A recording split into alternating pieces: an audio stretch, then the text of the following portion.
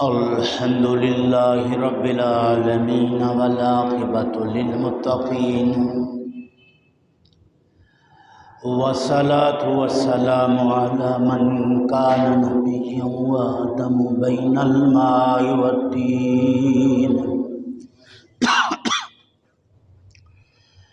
رحمة للعالمين خاتم الأنبياء والمرسلين عليه وعلى آله وصحبه وأهل بيته وعترته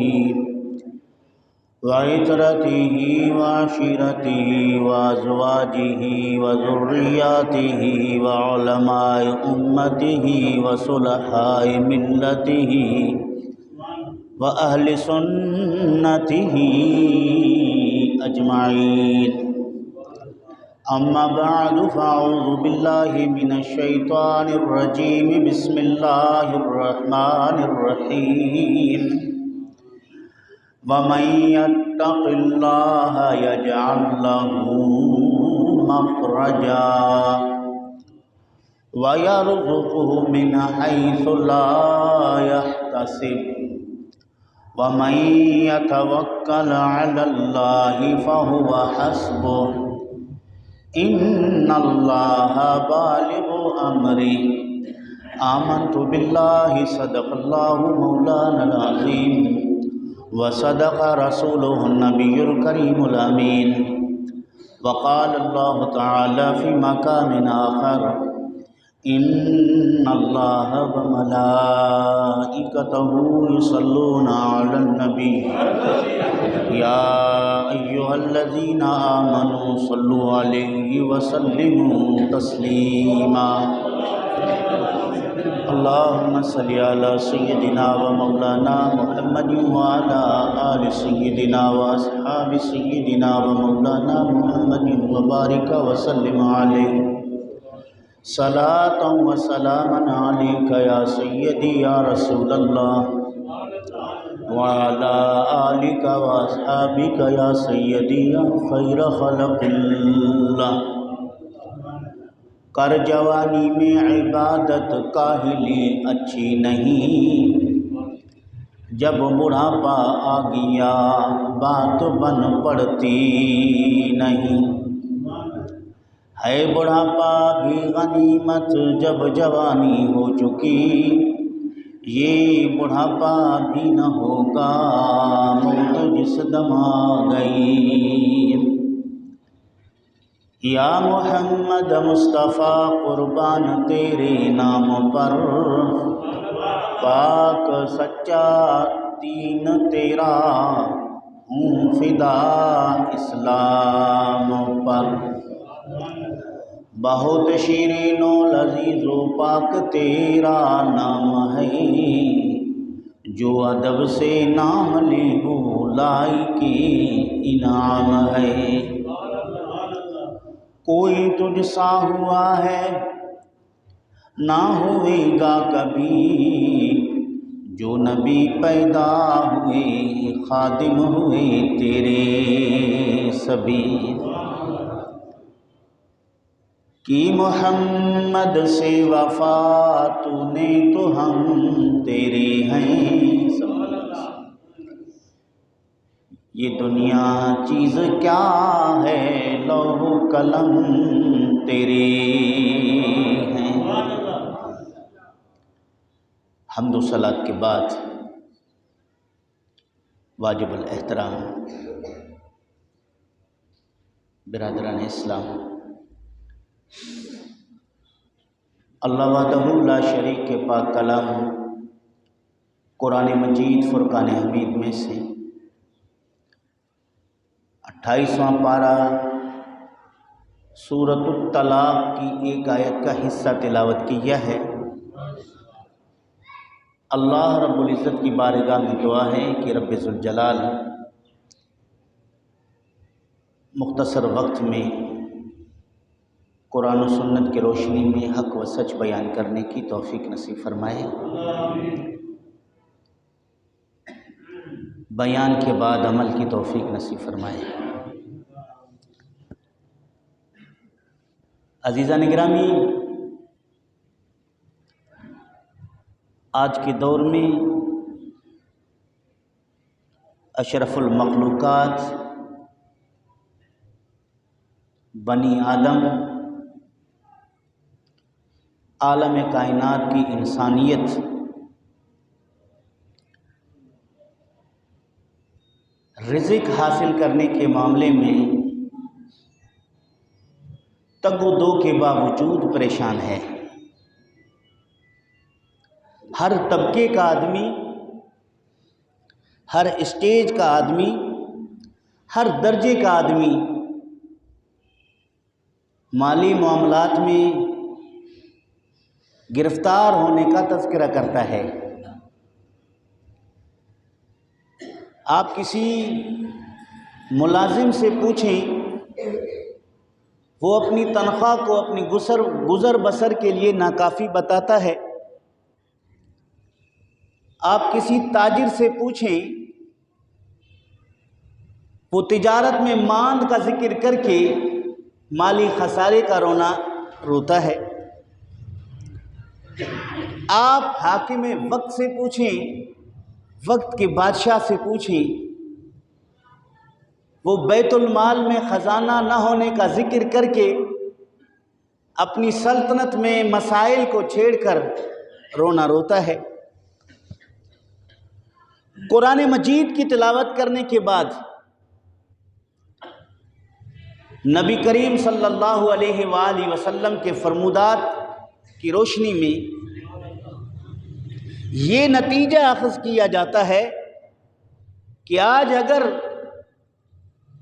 دنیا کے لوگ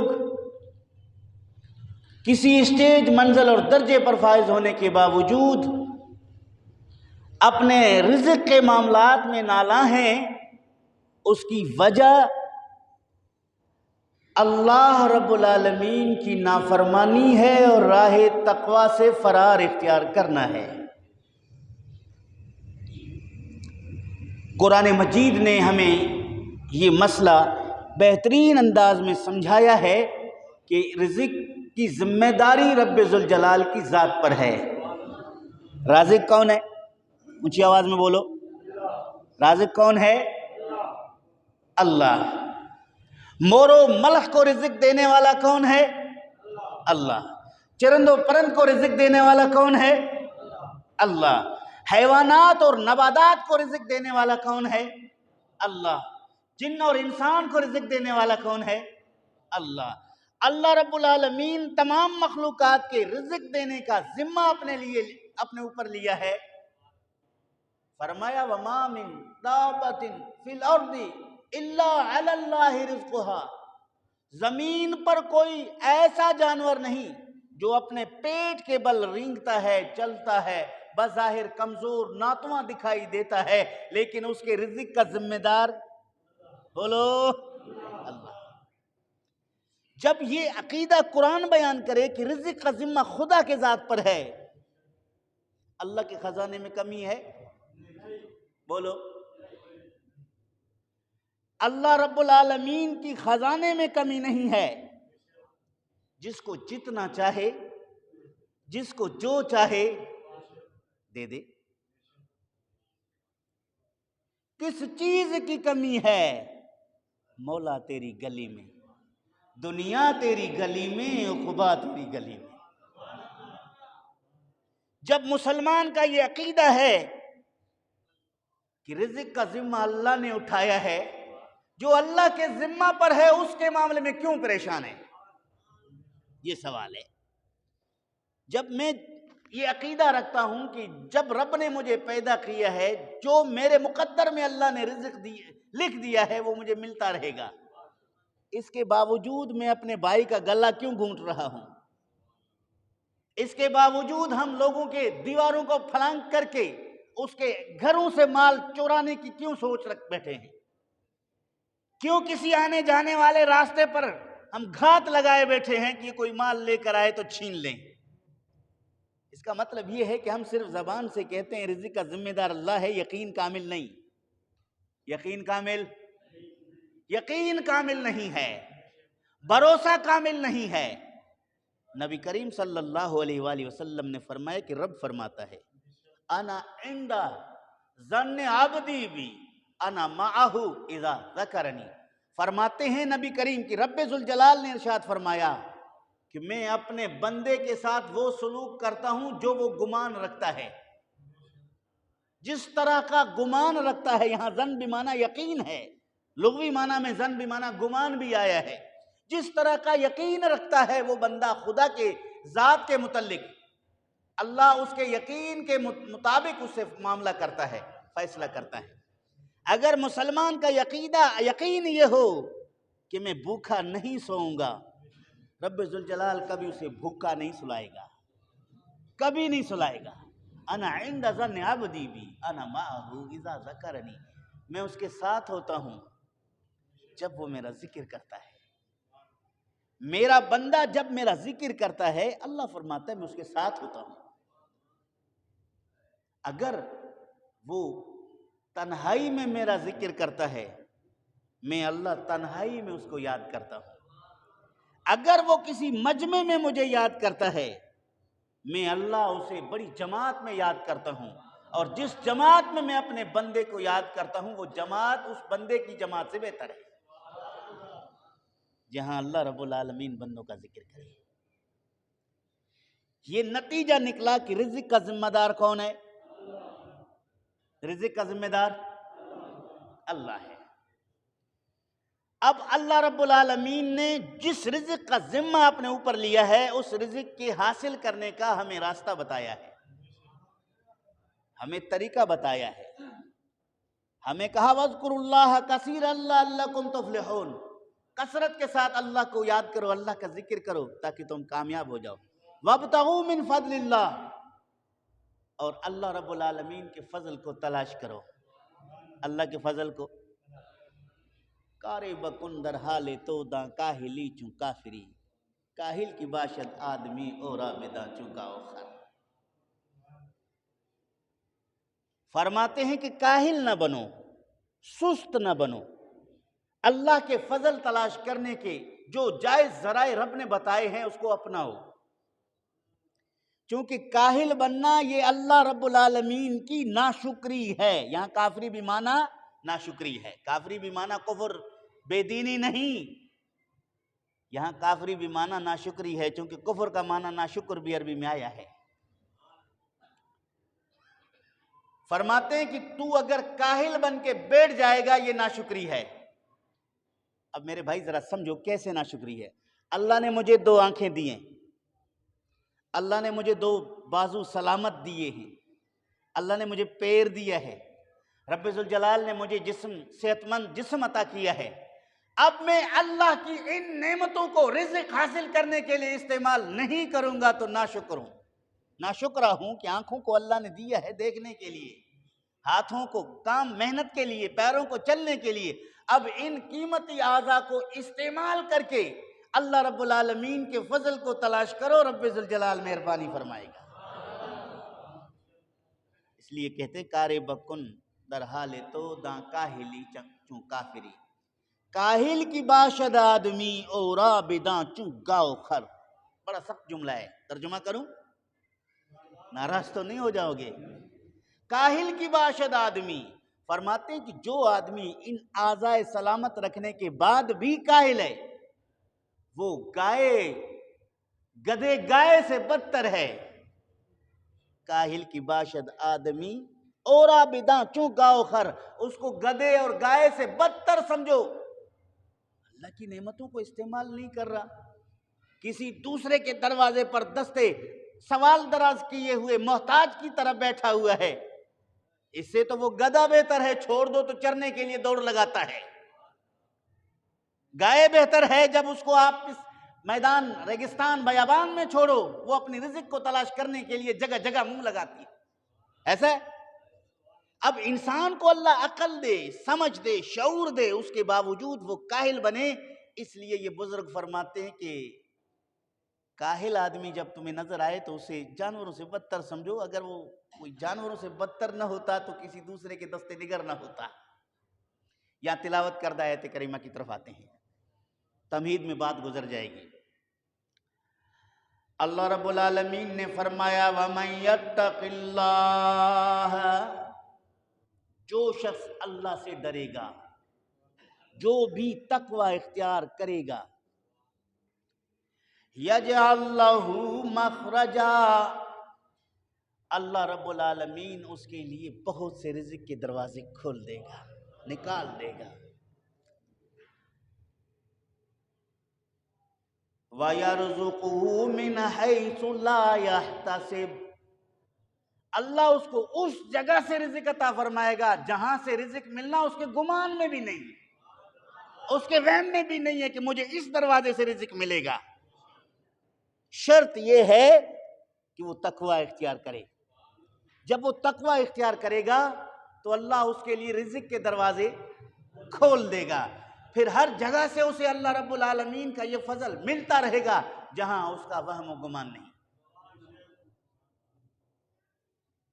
ہم اللہ رب العالمین کی نافرمانی کر کے رزق ڈھونڈنا چاہتے ہیں، خدا کو ناراض کر کے ہم اللہ کا فضل چاہتے ہیں۔ ابراہیم ابن ادہم رحمۃ اللہ علیہ بہت بڑے ولی کامل ہیں، ان کے اشعار مجھے ایک کتاب میں ملے تو میں وہ نوٹ کر کے آ گیا ہوں۔ وہ رزق کے بارے میں کہتے ہیں انا حاضر انا ذاکر انا شاکر انا جائع انا حاصر انا آری، فرماتے ہیں اے اللہ میں حاضر ہوں، اے اللہ میں تجھے یاد کرنے والا ذاکر ہوں، اے اللہ میں تیری ہر نعمت کا شکر کرنے والا شاکر ہوں۔ کہہ دو نا سبحان اللہ۔ فرماتے ہیں انا جائع انا حاصر انا آری، اے اللہ میں بھوکا ہوں، اے اللہ میرا سر ننگا ہے، اے اللہ میں بے لباس ہوں۔ تین چیزیں، میں حاضر ہوں، میں ذاکر ہوں، میں شاکر ہوں۔ اس کے بعد فرمایا کہ میں بھوکا ہوں، میرا سر ننگا ہے یعنی چھت نہیں، کمزور ہوں، مالی حوالے سے پریشان ہوں، اور بے لباس ہوں۔ ہے یا ستۃ وانا الزمین بنصفها، یہ 6 چیزیں ہیں۔ کون سے؟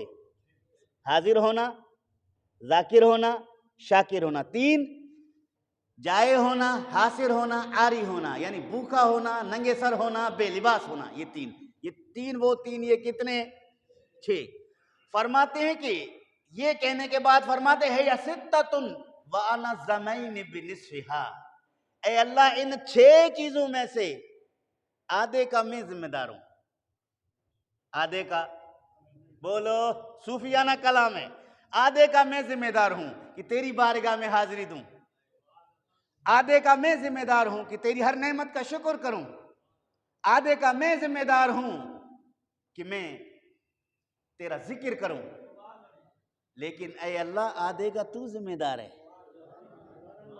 آدھے کا بھوکے کو کھانا کھلانا تیری ذمہ داری ہے، ننگے سر کو ٹوپی عزت پہ عطا کرنا تیری ذمہ داری ہے، بے لباس کو لباس فراہم کرنا تیری ذمہ داری ہے، بانٹ دیا۔ 3 میرے کام ہیں، وہ مجھ پر فرض ہیں، مجھے کبھی بھی اس میں کوتاہی نہیں کرنی چاہیے۔ اے مالک الملک، 3 تیری طرف سے تیرے فضائل ہیں، تیری فضیلت ہے، تیری عطا ہے۔ فَقُنِزْ زَمَيْنِ بِالنِّصْفِهَا یا باری، فرماتے ہیں اس میں سے آدھے کا تو میں پابند ہوں، اگر میں ان کو چھوڑ دوں تو مستحق سزا ہوں۔ فرماتے ہیں مدحی لغیرک لفح نار حزتها، اے اللہ تیری مدح سرائی کے علاوہ میں غیر کی مدح کرنے لگ جاؤں تو میں مستحق عذاب ہوں، مستحق آگ ہوں، مجھے عذاب دے دے، کہ میری تخلیق تیری عبادت کے لیے، ذکر کے لیے، شکر کے لیے، تعریف کے لیے ہے، تجھے چھوڑ کے میں کسی اور کے دروازے پر جاؤں تو میں مستحق عذاب ہوں۔ فرماتے ہیں فاجر فدیتک من دخول النار، اگر میں ان کی نافرمانی کروں تو پھر میں مستحق ہو جاتا ہوں کہ مجھے آگ کا عذاب دیا جائے، لیکن اے اللہ جب تو اپنے ان تمام ذمہ داریوں کو پوری کرنے میں کوتاہی نہیں کرتا، اللہ اپنی ذمہ داریوں میں کوتاہی، کبھی کسی کافر کے رزق کو بند نہیں کیا، کبھی کسی چور کے رزق کو بند نہیں کیا، کبھی کسی تارک نماز کے رزق کو بند نہیں کیا، کبھی کسی تارک حج کے رزق کو بند نہیں کیا۔ اللہ نے جو رزق کی ذمہ اپنے اوپر لیا ہے، اللہ رب العالمین وہ ذمہ داری پوری کر رہا ہے۔ اور ہمیں اللہ رب العالمین نے جس مقصد کے لیے پیدا کیا ہے، ہم اس میں بڑی کوتاہی کرتے ہیں۔ سعدی شیرازی نے یہ مسئلہ بھی حل کر دیا، فرمایا کہ اے کریمے کی از خزانہ غیب، کریمے کی از خزانہ غیب، گبرو ترسا وظیفہ خورداری۔ اے اللہ تو ایسا سخی ہے کہ اپنے خزانہ غیب سے جو وظیفہ مقرر کیا ہوا ہے وہ تو مجوسی کو بھی دیتا ہے، بت پرست کو بھی دیتا ہے، نافرمان کو بھی دیتا ہے۔ کریمے کی از خزانہ غیب، گبرو و ترسا وظیفہ خورداری، دوستارا کجا کنی محروم۔ کہہ دو نا سبحان اللہ، دوستارا کجا کنی محروم، تو کی بات دشمنا نظرداری۔ پھر میں کیسے یہ یقین کر لوں کہ میں بھوکا سو جاؤں گا، میں پیاسا سو جاؤں گا؟ تو ایسا سخی ہے کہ اپنے دوستوں کو بھی، اپنے دشمنوں کو بھی وظیفہ خورداری، کھانے پینے کا وظیفہ دیتا رہتا ہے۔ جب دشمنوں کو دینے والا سخی ہو تو اپنوں کو کیسے بلائے گا، اپنوں کو کیسے روکے گا؟ جو دوستوں کو، دشمنوں کو دینے والا ہو تو اپنے دوستوں کو زیادہ ہی عطا فرما دیتا ہے۔ لیکن شرط یہ ہے کہ دوست بھی وفا کے راستے پر گامزن ہو جائیں، دوست بھی وفا کے راستے پر گامزن ہو جائیں۔ ہم رزق حاصل کرنے میں اغیار کے نقش قدم پر چل رہے ہیں، جو ہمارا اپنا طریقہ تھا اس کو ہم نے ترک کیا ہے۔ یہ میرے ہاتھ میں حدیث کی کتاب ہے، امام منظری کی الترغیب و ترہیب۔ محدثین فرماتے ہیں الترغیب و ترہیب میں کوئی حدیث امام منظری کی آ جائے تو آنکھیں بند کر کے قبول کر لو۔ یعنی اتنے تحقیق کے ساتھ احادیث کو جمع کرنے والے محقق وہ فرماتے ہیں کہ نبی کریم صلی اللہ علیہ وآلہ وسلم نے ارشاد فرمایا، رویہ عن عثمان رضی اللہ تعالی عنہ قال قال رسول اللہ صلی اللہ علیہ وسلم نوم الصبح یمنع الرزق، صبح کے وقت سونا یہ رزق کے راہ میں رکاوٹ ہے۔ صبح کے وقت فجر کی اذان ہو جائے، فجر کی اذان سے لے کر سورج طلوع ہونے تک کا یہ جو ٹائم ہے، اس وقت میں سونا نحوست ہے، بے برکتی ہے، اور ہم عموماً اسی وقت سوتے ہیں، اسی وقت عموماً پوری رات دنیاوی کاموں میں، غفلت میں، کھیل کود میں، اور یہ وقت جاگنے کا ہے، ہم اس میں کیا کر رہے ہیں؟ سو رہے۔ حالانکہ اس وقت چڑیے، چھوٹے پرندے، وہ بھی اگر کسی درخت پہ ہوتے ہیں تو شور مچانا شروع کر دیتے ہیں۔ سحر کے وقت مرغا بھی اذان دینے لگ جاتا ہے، اے مرغ سحر عشق زی پروانہ بیاموز۔ سعدی شیرازی رحمت اللہ علیہ تہجد کے وقت اٹھے، نماز تہجد پڑھنے کے بعد فارغ ہو کر ذکر و اذکار میں لگ گئے۔ جس حجرے میں آپ رہتے تھے اس حجرے کے کونے پر ایک مرغا بیٹھا ہوا تھا، پر کھڑ کھڑ کھائے پھر اذان دینے لگتا تھا۔ اس کے ذکر میں خلل پیدا ہو گیا، آپ نے بے ساختہ کہہ دیا، اے مرغ سحر عشق زی پروانہ بیاموز، کا سوختارا جاں شد آواز نہیں آمد۔ اے مرغا، یقیناً تو اس وقت اذان دے کے شور مچا رہا ہے، دعویٰ یہ کر رہا ہے کہ میں خدا کی عشق میں بول رہا ہوں۔ اگر خدا کی عشق میں بول رہا ہے تو خدا کا عشق اس سے سیکھ لے، پروانے سے سیکھ لے۔ پروانہ جب روشنی دیکھتا ہے، آگ میں کود پڑتا ہے، جل کے راکھ ہو جاتا ہے، لیکن قریب بیٹھنے والا کبھی پروانے کی آواز نہیں سنتا۔ اصلی عاشق شور نہیں مچاتے، جان دے دیتے ہیں، روح قربان کر دیتے ہیں۔ شور مچانے والے مرغے کی طرح صرف دوسروں کو پریشان کرنے کے لیے ہوتے ہیں۔ سعدی شیرازی کہتا ہے، اے مرغ سحر عشق زی پروانہ بیاموز، کہاں سوختہ راجاں شد آواز نہیں آمد۔ وہ جل کے راکھ تو ہو گیا لیکن اس کی آواز نہیں آئی۔ تو عزیزان گرامی، کہنے کا مطلب یہ تھا کہ جس کی جو ڈیوٹی ہے جانوروں میں، مرغے کی آدھی رات اذان دینے کی ڈیوٹی ہے، کبھی غافل نہیں ہوا، کبھی غافل؟ بولو کبھی غافل؟ فجر کے وقت چڑیوں کے شور شرابے میں جو ان کا ذکر و اذکار کا معمول ہے، کبھی اس میں ناغا؟ سورج طلوع ہونے سے پہلے کوے کی کائیں میں فرق کبھی بند نہیں ہوا۔ ایک غافل ہے تو وہ انسان ہے جس کو نہ فجر کی ضرورت ہے، بس خراٹے لے کے سو رہا ہے۔ فرماتے نبی کریم صلی اللہ علیہ وسلم صبح کے وقت سونا یہ رزق کی راہ میں رکاوٹ ہے۔ اگر اللہ رب العالمین سے رزق لینا چاہتے ہو پھر صبح کے وقت اٹھو۔ دوسری روایت ہے حضرت علی شیر خدا رضی اللہ تعالیٰ عنہ سے، باب مدینۃ العلم سے، فرماتے ہیں عن علی قال نہا رسول اللہ صلی اللہ علیہ وسلم عن النوم قبل طلوع الشمس۔ نبی کریم صلی اللہ علیہ وسلم نے سورج طلوع ہونے سے پہلے سونے سے منع کر دیا ہے۔ جس نبی کا کلمہ پڑھو وہ نبی کہہ دے کہ فجر کی اذان طلوع فجر کے بعد اٹھو، اس وقت تک دوبارہ نہ سو تاں سورج طلوع ہو جائے۔ سورج طلوع ہو جائے پھر سونا، اگر کسی کو وقت ہے تو سو جائے، ممانعت نہیں ہے، لیکن اس دوران سونا منع ہے۔ کیوں؟ یہ اللہ رب العالمین کے ذکر کے لیے مختص ہے، اس میں اللہ رب العالمین کی رحمتوں کا نزول اپنے بندوں پر ہے۔ مصطفیٰ کریم صلی اللہ علیہ وآلہ وسلم فرماتے ہیں جب طلوع فجر ہوتا ہے اللہ تعالیٰ جل شانہ اپنے رحمت کے خزانے کھول دیتا ہے، اپنے بندوں میں طلوع فجر سے لے کر طلوع شمس تک رزق تقسیم فرماتا رہتا ہے۔ یہ برکت کا وقت ہے۔ اگر کوئی دکاندار ہے تجربہ کر کے دیکھ لے، اس وقت کاروبار شروع کر دے۔ اگر کوئی مزدور ہے اس وقت اپنے کام کو لے کے چلے، ڈرائیور ہے اپنی گاڑی لے کے چلے، مصطفیٰ کریم کے اس فرمان پر یقین کامل رکھتے ہوئے اللہ رب العالمین کی بارگاہ میں حاضری دینے کے بعد رزق کی تلاش میں نکلے، اللہ تعالیٰ جل شانہ اس کو خالی نہیں لوٹائے گا۔ جو بھی ملے گا اس میں سرور ہوگا، اس میں سکون ہوگا، اس میں برکت۔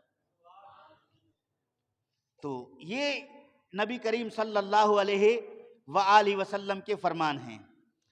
آپ صلی اللہ تعالیٰ علیہ وآلہ وسلم ارشاد فرماتے ہیں ان الرزق لا یطلب العبد کما یطلب اجلہ۔ ابی الدرداء سے روایت ہے، فرماتے ہیں کہ رزق اپنے مستحق کو اس طرح تلاش کرتا ہے، رزق بندے کو اس طرح تلاش کرتا ہے۔ رزق دنیا دولت جس کے پیچھے ہم دوڑ لگائے ہوئے ہیں، نبی کریم صلی اللہ علیہ وسلم فرماتے ہیں وہ تمہارے پیچھے ہے، شرط یہ ہے کہ تم مسلمان بن جاؤ، متقی بن جاؤ، مومن بن جاؤ، یقین کامل خدا کی ذات پہ رکھو، پھر دیکھو رزق تمہارے پیچھے یا تم رزق کے پیچھے بھاگو گے۔ فرمایا کہ رزق بندے کو اس طرح تلاش کرتا ہے جس طرح اس کو اس کی موت، اجل، رزق بھی مل کے ہی رہے گا، موت بھی آ کے ہی رہے گا، دونوں میں شک نہیں ہے۔ جب رزق مل کے رہے گا وہ رزق تمہارے پیچھے ہے، پھر اس رزق کو حاصل کرنے کے لیے ہم کس کس راستے پر چل رہے ہیں، کس کس طرح کے خیالات اور گمان لیے بیٹھے ہیں، تو عزیزان گرامی یہ ہماری غفلت ہے۔ اس لیے قرآن کریم نے فرمایا کہ جو تم میں سے اللہ رب العالمین کی تقوی اختیار کرے گا، ڈرتا رہے گا، اللہ تعالیٰ اس کو رزق وہیں سے عطا فرمائے گا جہاں سے اس کا گمان بھی نہیں۔ تو یہ رزق کے معاملات کو ہم حاصل کرنے کے لیے پریشان ہیں، ایک دوسرے کا گلا گھونٹ رہے ہیں۔ رازق خدا کی ذات ہے، رازق خدا کی ذات ہے۔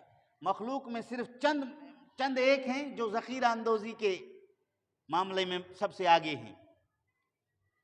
ذخیرہ اندوزی میں ایک انسان ہے، انسان ذخیرہ اندوزی کرتا ہے، چوہا ذخیرہ اندوزی کرتا ہے، چیونٹی یہ بھی ذخیرہ اندوزی کے معاملے میں بڑھ چڑھ کے حصہ لیتا ہے۔ بعض ماہر حیوانات نے کوے کو بھی ذخیرہ اندوزی کرنے والے جانوروں میں شامل کیا ہے۔ حیات الحیوان علامہ دمیری کی پڑھ کر دیکھیے، اس میں ان حیوانات کے متعلق ان کی خاصیتیں، ان کی عادتیں بیان کیے گئے ہیں۔